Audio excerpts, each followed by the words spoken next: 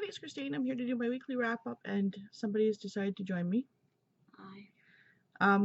He's going to do a little bit, and then he's going to leave, so I can do my bit. But first, I have a unboxing. One of my subscribers has ended up, she ended up getting a second order. There was a mix-up with her cards and stuff, and so she ended up getting 2 copies, and Amazon told her just to keep it. So she sent me a little card. That's so cute.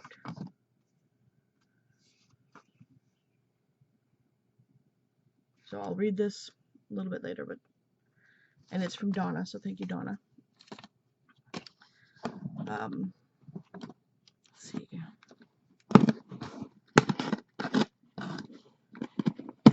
So I'll probably get Cameron to hand me this stuff. There we go.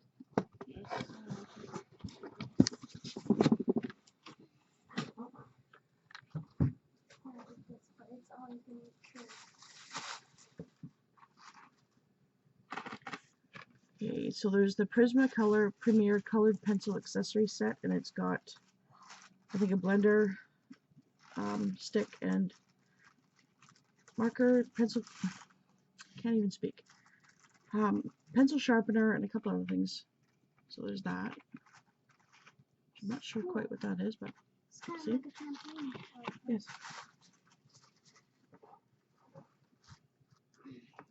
Oh wow, I did not know this was that big. It's the Canada 150 coloring book, because Canada is 150 years old as of July 1st. And it's right now A couple of days away. No, what? Today is the 12th. So I thought this was just a small, regular size coloring book. I had no idea it was this big. So I want to see what's inside of it.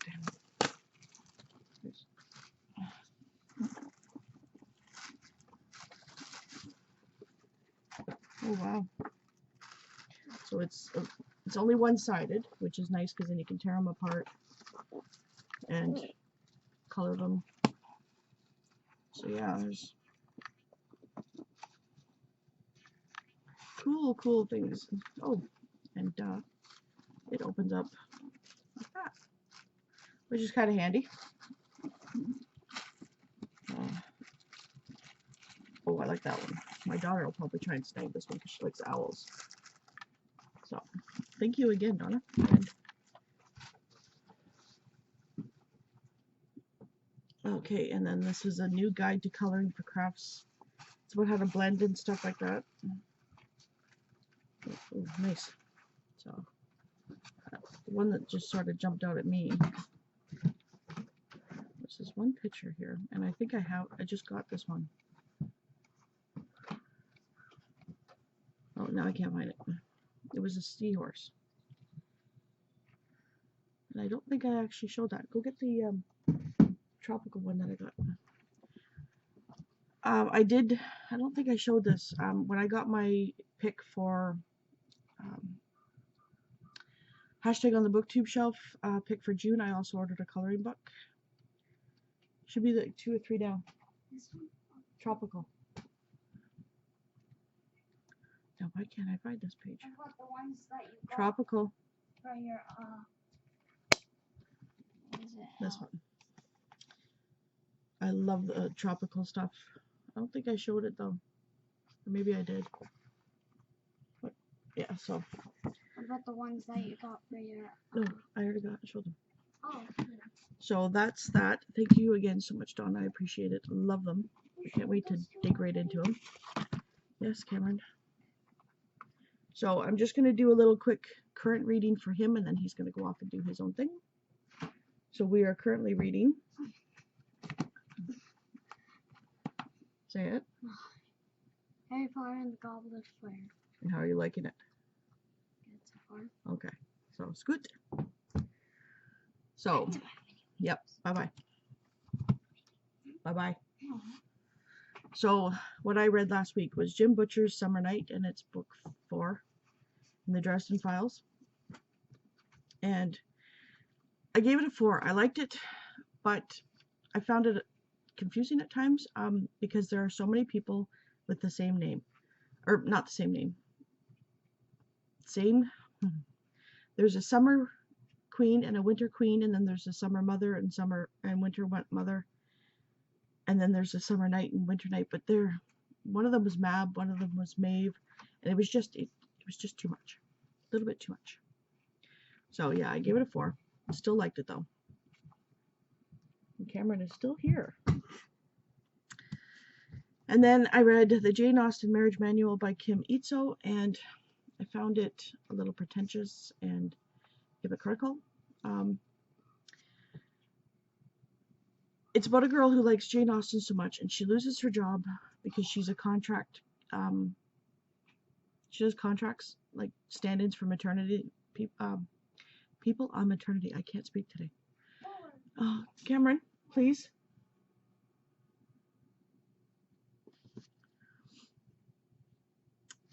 Lost my train of thought now. So she thinks that all she has to do is find a man to have a good marriage, as long as they have money, and doesn't sit well with me. So she was also getting mad at other people for being gold diggers, and she was doing the same thing. So I found her hypocritical. So I gave it a 3. So there's that. And then, sorry for everybody who loves Gabriel Garcia Marquez, but I just didn't like it. I gave it a 2. It's The General in His Labyrinth. I never knew when he was in the present or the past, or because he just kept, his writing just kept going back and forth and back and forth and back and forth. And by the time I realized what time period he was talking about, he's already on to the next one. And it's just about Simon Bolivar and his last trip before he dies of TB. And the ending was okay, because it was in the present moment. It wasn't constantly switching back and forth. But by then it was too late. And I mean, it's not a very hard read to read. It's just his writing style just got to me. So yeah, not thrilled with it. And so I'm currently reading Nora Roberts' Savor the Moment, Book 3 in the Bride Quartet. Cameron, 1. Thank you. Sorry. So it's book 3. It's about the girl who makes the wedding cakes and all the little confections that go on at the wedding, and her story with Dell,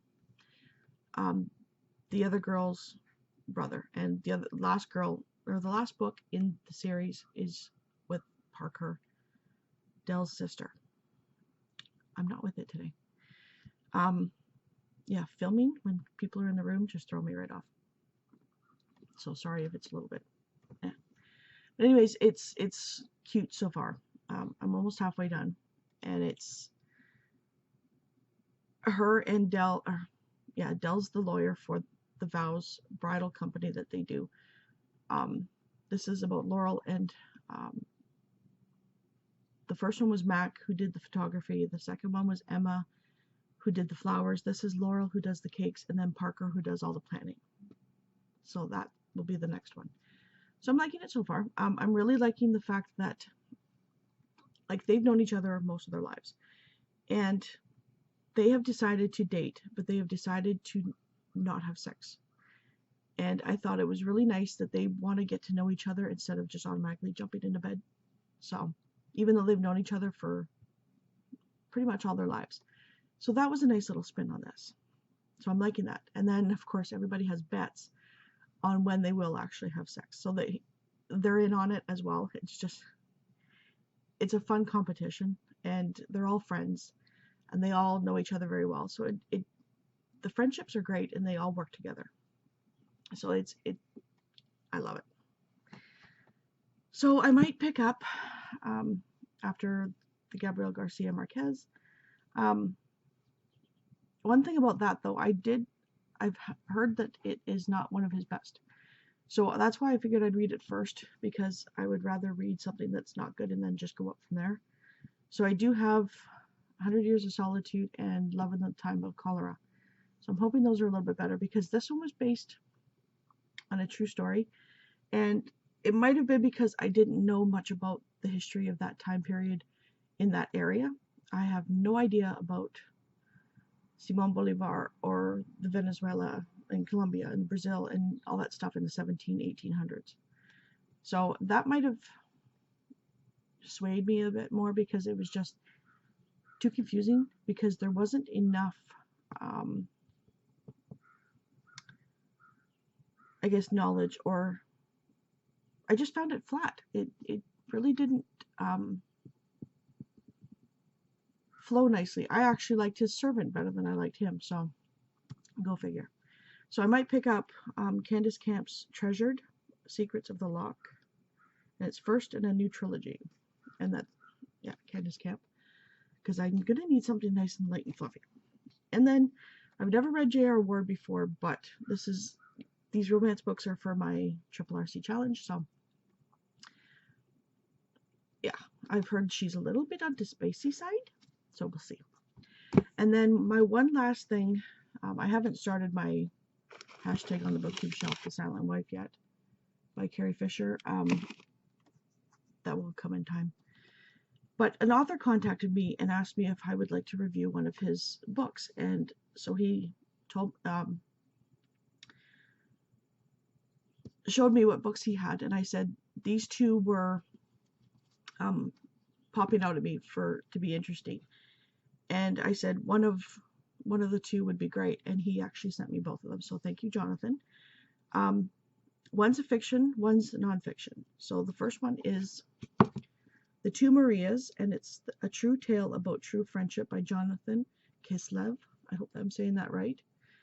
And I know it says two girls were forced to sit in school together and share the same desk. So I imagine it's, a budding friendship and different experiences in that. And then this other one, as you know, I do have a sewing business sort of on Etsy, and I've always had this issue, but when I was going to a psychologist for my car accident, this is something that she had said: if you're setting yourself up to be afraid of success, then you're setting yourself up to fail. So I seen this and it's jumped right out at me, and it's The Fear of Success: How to Stop Sabotaging Your Destiny by Jonathan Kislev. So this one really kind of jumped out. So I'm looking forward to reading this. I don't know if I'm going to get to it right this week, but very soon, definitely very soon, because I'm going to be doing a bunch more stuff to get things rolling, but I have other stuff that has to be done first. So that is my weekly update, book haul, unboxing. So yes, thank you, Jonathan, and thank you so much, Donna. I love them. Thank you. And so let me know what you guys have been reading this week, or will be reading this week, what you read on the weekend, and I will get to the comments soon. It's just been hectic, life. So everybody have a good day. Bye.